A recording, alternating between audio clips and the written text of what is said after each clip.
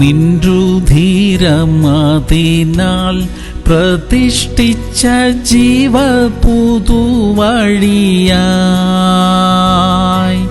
നിന്നടിയാർക്കു പിതാവിൻ സന്നിധൗ വന്നിടാമേ സതതം.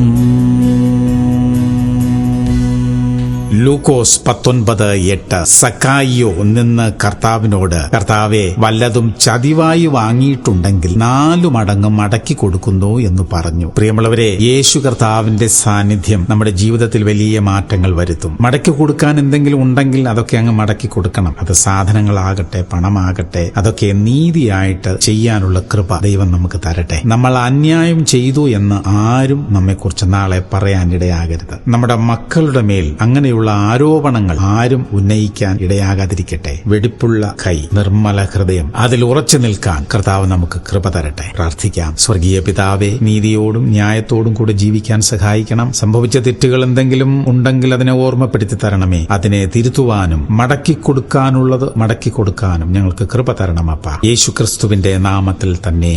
ആമേൻ, ആമേൻ, ആമേൻ.